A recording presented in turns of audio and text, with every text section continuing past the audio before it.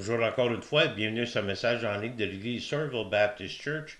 Pasteur Michel à votre service, au service de notre Seigneur Jésus dans sa précieuse parole et heureux de le faire. J'aimerais vous inviter tout d'abord dimanche le 15 décembre, le dimanche qui s'en vient. Il y a aussi une invitation que je vous lance pour un culte bilingue avec nos frères et sœurs anglophones à 10h30 jusqu'à 11h30 environ, avec des cantiques et tout ça, suivi d'un dîner fraternel. J'aimerais vous inviter personnellement. Je ne sais pas si vous êtes déjà venu à l'église ou non.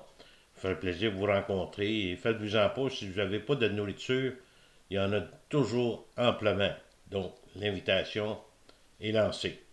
Juste une petite citation avant de commencer. Le but n'est jamais de devenir maître de la parole, mais d'être maîtrisé par elle. D.A. Carson. Aujourd'hui, dans Jean, chapitre 8, nous allons voir Jésus, le Je suis, la lumière du monde. Voulez-vous vous joindre à moi pour un mot de prière? Seigneur Jésus, merci pour chacun qui est à l'écoute. Merci pour le message de ta parole, Seigneur, de chapitre 8 de Jean. Merci pour tous tes bienfaits. Et Seigneur, on se prépare pour du temps en famille, pour célébrer ta naissance. Sachant, Seigneur, c'est pas le 25 décembre, mais on célèbre ta naissance dans ce temps-ci de l'année parce qu'il y a plus de monde qui sont ouverts, ça là. Et donc, Seigneur, l'histoire doit être racontée.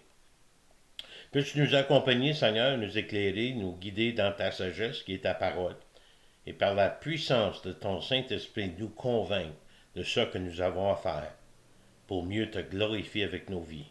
Au nom précieux de Jésus que nous demandons ces choses. Amen. Alors que nous approchons du message de la Nativité du Christ le 22 décembre, nous continuons à souligner la signification spirituelle de la venue du Christ dans ce monde. Oui, le Fils de Dieu. Nous avons les détails concernant sa naissance dans 3 évangiles, donc Matthieu, Marc et Luc. Et pensez-vous que Dieu veut que nous gardions l'histoire pour nous-mêmes? Cette merveilleuse histoire est trop importante pour ne pas en parler. J'ai pensé de modifier notre approche cette année en identifiant le Christ comme le fait Jean, avec les déclarations du Christ sur qui il était alors qu'il était sur terre et qui il continue d'être depuis son ascension au ciel et depuis toujours. Ce qui nous aide à trouver et connaître notre identité en Christ et qui nous sommes en lui. La semaine passée, nous avons vu Jean chapitre 6, Jésus a déclaré « Je suis le pain de vie ». Et on a vu ceux qui comprenaient côté physique, du pain physique, versus le pain spirituel. Donc, nous avons vu aussi que Jésus a l'exclusivité d'être le pain de vie. Cependant, avec le prochain Je suis de Jésus, nous sommes appelés à partager son message et nous sommes même appelés à devenir des lumières dans le monde. Donc, notre premier point, seul point aujourd'hui, je suis, dit Jésus, la lumière du monde. Les ténèbres versus la lumière. Vous savez que l'Ancien Testament atteste de comment que le Seigneur devait être une lumière dans le monde, selon les prophéties et selon les paroles de Dieu même. Cela confirmait son rôle comme Messie, comme sauveur du monde, pour être une lumière pour son peuple Israël et ensuite pour tout le monde entier. Isaïe 42,6, c'est Dieu le Père qui s'adresse au Seigneur. Moi, l'Éternel, je t'ai appelé pour le salut. Je te prendrai par la main, je te garderai, et je t'établirai pour traiter alliance avec le peuple, pour être la lumière des nations. Dieu s'adresse au Messie serviteur de Dieu, Jésus, qui est soutenu par sa relation avec le Père tout au long. Comme alliance avec le peuple, Jésus est le médiateur choisi d'une alliance nouvelle et meilleure. Comme lumière pour les gentils, les païens, avec sa venue sur la terre comme Messie d'Israël et Sauveur du monde. Jésus est la lumière du monde, en tant que croyants à Christ. Nous avons été appelés à être la lumière dans le monde qu'il représente, à témoigner que Jésus est la lumière venue dans ce monde, le comment et le pourquoi. de sa venue. On va commencer avec le verset 12 dans le chapitre 8. On a juste quelques versets au chapitre 8. Le contexte, à partir du verset 12, Jésus s'identifie et il fait une autre déclaration de « Je suis ». Jésus leur parlait de nouveau, il s'adressait surtout aux pharisiens, aux Juifs. Il dit « Je suis la lumière du monde. Celui qui me suit ne marchera pas dans les ténèbres, mais il aura la lumière de vie. » Non seulement que Jésus confirme son identité en tant que lumière envoyée de Dieu, mais il parle de ceux qui le suivent. Ceux qui vont suivre cette lumière, il dit, le mot utilisé ici souligne de me suivre, souligne un abandon complet à celui qui est suivi. C'est pas un engagement à moitié qui affecterait le témoignage de la foi du disciple en tant que lumière dans le monde, mais un engagement total. Le croyant ne marchera plus dans les ténèbres, sens spirituel, ne marchera plus comme le monde, mais marcher différemment dans le monde et marcher dans la lumière de la vie de Jésus lui-même. Jésus est en train de s'adresser aux pharisiens et tantôt il va déclarer que les autres ils marchent dans les ténèbres. Spirituellement, ils sont morts, comme le monde qui sont sans Christ. Et c'est pour ça que Christ est venu. Mais les pharisiens nient ce que Jésus dit de lui-même. Ils traitent de blasphémateur. Même si Jésus a apporté avec lui le témoignage de Dieu, le Père, même avec le bien qu'il faisait et ses miracles, encore là, il y avait une résistance de leur part. Verset 19. Il lui dit donc, où est ton Père? Et Jésus répondit, vous ne connaissez ni moi, ni mon Père. Si vous me connaissiez, vous connaîtrez aussi mon Père. Toute une déclaration. Vous connaissez mon Père, donc vous ne me connaissez pas. Moi et mon Père, nous sommes un, en effet. Fait que Jésus leur a dit, parce qu'il ne croyait pas, qu'il marchait en effet dans les ténèbres au niveau spirituel. Et Jésus leur dit les raisons pour lesquelles qu'ils ne peuvent pas comprendre ou même recevoir son message. Le reniement de Jésus comme preuve, même en tant que chef religieux qui était censé être le leader spirituel du peuple.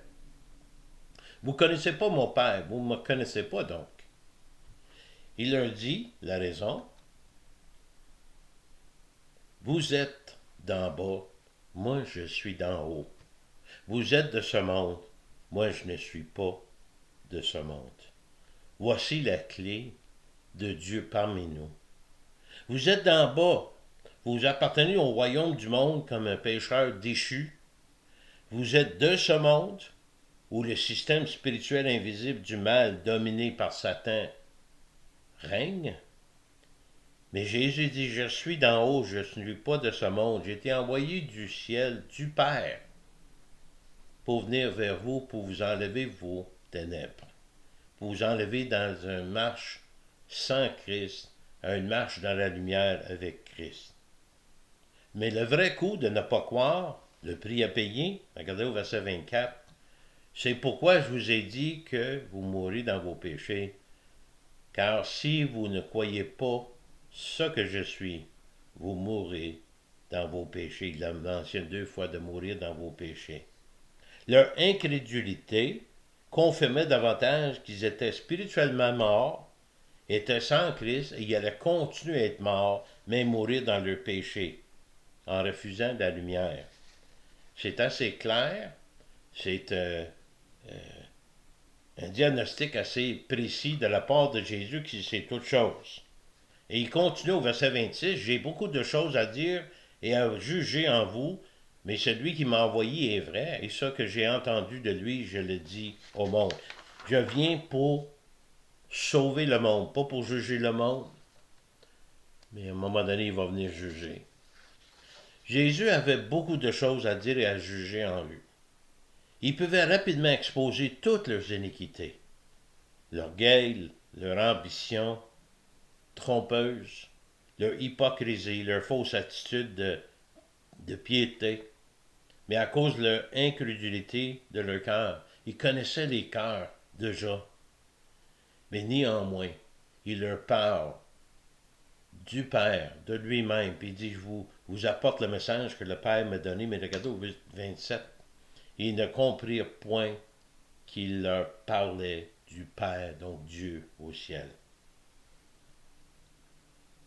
À partir du verset 28, Jésus parle de la crucifixion à venir quand il sera élevé sur la croix, littéralement. Ce serait la preuve de la raison pour laquelle le Père l'a envoyé. Alors il prononçait ces paroles, certaines personnes lui crurent. Les avantages de croire et de faire confiance au Christ en tant que lumière du monde, le salut de l'âme, une marche spirituelle dans sa lumière, une délivrance des ténèbres, du mal et du péché. On va lire verset 8-31. Et il dit aux Juifs qui avaient cru en lui, si vous demeurez dans ma parole, vous êtes vraiment mes disciples. Tantôt, il a dit c'est un engagement avec lequel un Juif pouvait être excommunié du temple, coupé de son peuple. C'était un engagement total, complet. Et c'est quoi d'être les disciples? Mais d'abord, à travers de sa parole, c'est de demeurer dans sa parole. Regardez ce qu'on nous dit ici. Un disciple est quelqu'un qui est en train d'apprendre à obéir à tout ce que le Christ commande. Carl Ellis Jr. C'est quoi le bénéfice? Vous connaîtrez la vérité et la vérité vous affranchira. Si vous, pas ceux qui ne croyaient pas, si vous qui croyez, vous demeurez dans ma parole, vous allez être mes disciples, non pas simplement faire les premiers pas vers la foi et l'obéissance, mais de continuer de persévérer dans la foi et la parole, en appliquant la parole de façon pratique dans leur vie. Et c'est ça qui pourrait les libérer, la vérité qui affranchit. Si nous désirons et nous efforçons d'être les disciples de Jésus, nous devons demeurer dans sa parole. La parole faite chair, Jésus, c'est de vivre dans sa parole, demeurer, faire sa demeure dans la parole. Alors notre lumière brillera à cause de sa lumière. Maintenant, à partir du verset 42 à 46, Jésus s'identifie clairement ceux qui ne croient pas, qui ne peuvent pas croire en Jésus, et leur véritable identité. Il leur donne même le titre Fils du diable. Le diable étant les ténèbres et tout ce qui est contraire de la bonté de Dieu. Le diable qui est déclaré meurtrier depuis le commencement et le père de tout mensonge, il continue à être un menteur. Et donc il les met dans le même bateau que le diable, parce qu'il refuse sa lumière. Et Jésus donne la raison pour laquelle certains ont la capacité de marcher dans la lumière de Christ et pourquoi certains restent dans le monde marchant dans les ténèbres spirituelles sans Christ. Verset 47. Celui qui est de Dieu écoute les paroles de Dieu. Mais si vous n'écoutez pas, parce que vous n'êtes pas de Dieu. Jésus n'est pas seulement une lumière, mais la source ultime de lumière et de la vérité. Il guide, protège, éclaire son peuple par sa présence dans leur vie. Dieu donc la lumière brille comme une lumière directrice de l'espoir et de la justice dans un monde obscurci par le péché. Et regardez la déclaration, on va retourner dans le chapitre 3. Celui qui croit en lui, en Christ, n'est point jugé. Mais celui qui ne croit pas est déjà jugé, parce qu'il n'a pas cru au nom du Fils unique de Dieu. Et ce jugement, c'est que la lumière était venue dans le monde. Les hommes ont préféré les ténèbres à la lumière parce que leurs œuvres étaient mauvaises. Donc Jésus, de Je suis la lumière du monde, il y en a qui ont continué dans les ténèbres, il y en a d'autres qui ont tourné vers la lumière. Vous savez, la raison pourquoi on partage l'Évangile d'abord, personne ne peut être sauvé tant qu'il ne sait pas qu'il est perdu. Et personne ne croit pas à la bonne nouvelle tant qu'il ne croit pas la mauvaise nouvelle. C'est de partager le message de Christ à partir de sa naissance, sa venue dans ce monde, sa mort, sa crucifixion, son ministère terrestre, son ascension vers le ciel et même son deuxième retour. Il faut en parler tandis que nous sommes là. Et il faut en parler à tous les jours. Tous les jours sont bons pour glorifier Dieu. Et quelle meilleure façon qu'en prêchant sa parole. Quelques versets pour terminer, 1 Jean 1,5. La nouvelle que nous avons apprise de lui et que nous vous annonçons, dit Jean, c'est que Dieu est lumière et qu'il n'y a point en lui des ténèbres. Ayant Christ, nous marchons dans la lumière, nous partageons le message de sa lumière. Puis il faut se rappeler, la lumière brille plus fort dans les ténèbres. On n'a pas à nous retirer, mais on a besoin d'exposer la lumière de Christ au monde qui est perdu et sans Christ. 3 autres versets dans Matthieu 5. Vous êtes la lumière du monde. Une ville située sur une montagne ne peut être cachée. Et on n'allume pas une lampe pour la mettre sur le boisseau, mais on la met sur un chandelier et elle éclaire tous ceux qui sont dans la maison. C'est un témoignage comme lumière. Que votre lumière luise, ainsi devant les hommes, afin qu'ils voient vos bonnes œuvres et qu'ils glorifient votre Père qui est dans les cieux. C'est pour ça que nous prêchons le message de la nativité, pas juste à Noël, mais surtout à Noël. Pas pour prêcher le 25 décembre comme naissance de Jésus officielle, mais tout simplement de prêcher la naissance de Jésus. Point. Celui qui est la lumière du monde. Priez avec moi, s'il vous plaît. Seigneur Jésus, merci pour ce message clair et précis, c'est simple. Soit que nous marchons dans les ténèbres de ce monde, ou soit que nous sommes dans la lumière de Christ, et que nous sommes devenus lumière de Christ dans ce monde. Pas pour s'éloigner, pas pour se retirer du monde, mais aller vers le monde comme Christ a fait. De leur faire connaître, Seigneur, le salut qui les attend s'ils désirent. Et ça que Dieu a pourvu jusqu'à maintenant. Merci, Seigneur, pour ceux qui sont à l'écoute, puissent les bénir. Pour ceux qui n'ont pas Jésus-Christ comme Sauveur et Seigneur personnel, par la puissance de ton Saint-Esprit, Seigneur, convainc-leur du besoin spirituel, le plus grand qu'ils ont. Le seul vrai besoin spirituel, c'est Jésus-Christ. Nous te remercions pour toutes ces choses au nom de Jésus. Amen. Encore une fois, vous pouvez me contacter ici à l'église Sourville Baptist Church, 819-289-2819, le téléphone avec répondeur.